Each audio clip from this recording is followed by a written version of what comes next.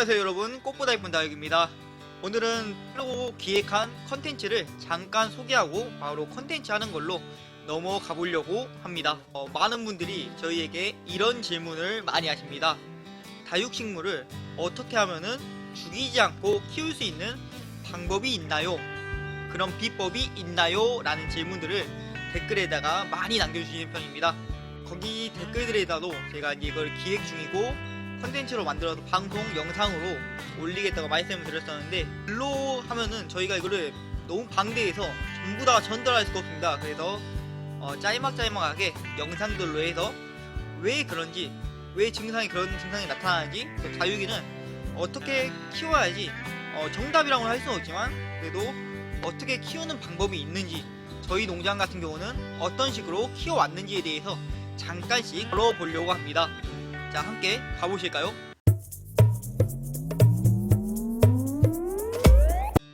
안녕하세요 여러분. 오늘 심는 컨텐츠를 이렇게 하다가 또 이런 상황이 되니까 조금은 적응이 잘 안 되지만, 그래도 이런 기회를 통해서 부족하지만 다육이에 대한 지식과 다육이를 그동안 키워왔던 많은 그런 경험치, 노하우에 대해서 여러분들과 함께 공유할 수 있다는 것에 대해서 참으로 행복하고 즐겁게 생각합니다. 다육이를 어떻게 하면 잘 키울 수 있을까라는 것은 우리가 다육이를 물 주는 거, 분갈이 하는 거, 또는 어떻게 환경을 맞춰주는 거, 이 모든 것들이 다 이제 알아야 되겠지만, 오늘 그런 지식들에 앞서서 반드시 꼭 다육이를 키우면서 알아야 될 개념이 좀 있어서 두 가지 개념에 대해서 먼저 다뤄보려고 합니다. 손님들이 이제 저희 농장에 오셔가지고 굉장히 속상해 하십니다. 왜 우리 집에만 데리고 가면 다육이들이 잘 죽는지 라고 속상해 하시는데, 그러면 제가 다시 한번 묻습니다. 다육이에 대해서 얼마나 알고 키우시는지 라고 물어보면 대부분은 웃으시면서 이제 거의 모르신다라고 그렇게 대답을 하십니다. 자, 뭔가 알아야 될 거 아닙니까? 이 생물인데, 짐승도 그렇고 다육이 이런 식물도 그렇고 뭔가 알아야지 잘 키울 수 있을 거 아닙니까? 근데 거의 이제 잘 알지 못한다든지 또는 잘못된 지식, 정보를 가지고 다육이를 키우기 때문에 다육이들이 우리가 원하는 방향대로 커지지 않고 못 자란다든지 죽는다든지 아마 그렇게 되는 것 같습니다. 그래서 정말 잘 키울 수 있는 이제 방법들에 대해서 앞으로 계속해서 여러분들에게 이제 정보를 공유하려고 하는데, 오늘 제가 다루고자 하는 것은 두 가지 개념.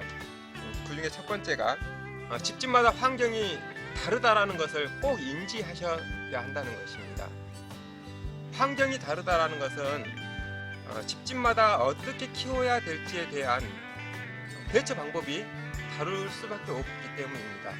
여러분들이 이제 외부에서 많은 다육이에 대한 정보들을 접하고 또 습득하고 하시는데, 자, 그와 같은 모든 정보들을 내 집에 그대로 적용한다면 어떤 집은 정말 유익한 정보일 수도 있고, 또 어떤 집은 그 정보가 독이 될 수도 있다라는 것입니다. 환경이 다르다라는 거 한번 생각해 보겠습니다. 한국에서도 제주도에서 키우시는 분이 있어요. 따뜻한 또는 좀 추운 강원도나 뭐 경기도 이쪽에서 키우시는 분들도 있고, 뭐 부산이나 좀 더 따뜻한 곳에서 키우시는 그런 환경도 있고, 또 어떤 분은 주택에서 키우시는 분이 있고, 또 어떤 분은 아파트 베란다에서 키우시는 분도 있고, 베란다라 할지라도 정남쪽이어서 해가 하루 종일 비치는 그런 환경일 수도 있고, 또 어떤 베란다는 쪽을 향해서 있거나 동쪽을 향해서 있거나, 그러면은 해가 오전만 온다든지 오후에만 든다든지 하는 그 환경이 다르죠.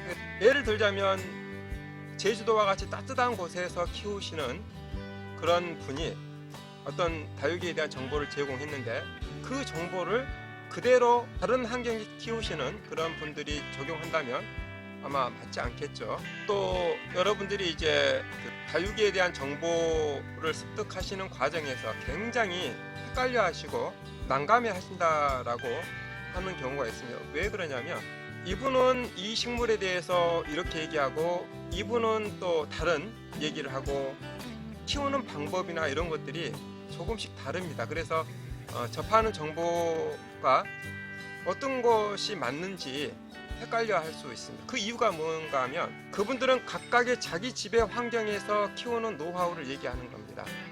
이 집은 이렇게 키우는 게 맞고 이 집은 이렇게 키우는 게 맞기 때문에 자기들이 최상의 그런 어떤 상태를 말씀을 드린 거죠. 그래서 정보가 다 다르다라는 것이죠.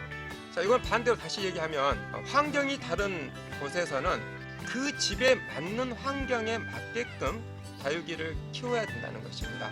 사람으로 예를 들어 볼게요.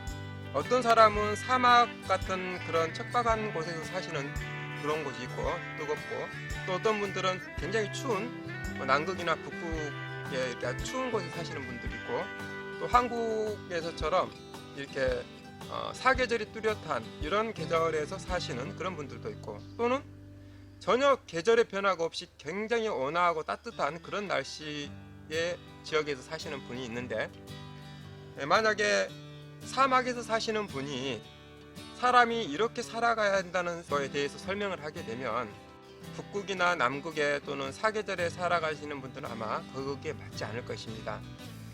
마찬가지로 굉장히 추운 지방에서 사는 사람이 살아가는 방법에 대해서 얘기를 하면 그건 역시도 모든 사람들에게 적용이 되지 않을 것입니다. 그래서 우리가 기본적으로 살아가는 데서 먹고 자고 뭐 이렇게 움직이는 것은 뭐 기본적으로 다 똑같겠지만, 사막에서 사는 사람들은 아무래도 물을 더 많이 먹을 것이고 추운 지방에서 사는 사람들은 아무래도 보온에 더 신경을 쓸 것입니다. 이처럼 다육이도 어느 환경에 따라서 물을 좀 더 자주 줘야 될 때가 있고, 또 어떤 환경은 훨씬 또 물을 천천히 줘야 될 곳이 있고 더 따뜻하게 해야 될 곳이 있고, 그래서 우리가 습득한 모든 정보들을 그대로 내 집에 적용을 하게 되면 아까도 말씀드렸듯이 모두에게 다 유익하지는 않는다는 것, 이것이 첫 번째고요. 두 번째는 다육이의 본질을 우리가 온전히 이해해야 된다는 것입니다. 다육이는, 대부분의 다육이들은 척박한 환경에서 스스로를 생존하기 위해서 자기의 몸을 이렇게 다육질화 시켜서 한 게 바로 다육이죠. 그래서 다육이는 너무 편하게 키우면은 안 된다는 것입니다. 너무 편하게 키우면 다육이 스스로가 생존력이 약해지고, 우리가 이쁘게 커야 되는데 이쁘게 크지 않고 웃자라거나 몸이 약해지죠.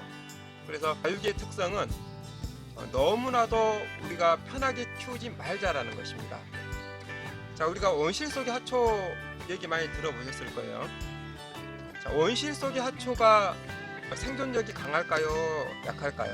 아마 아실 것입니다. 굉장히 약합니다.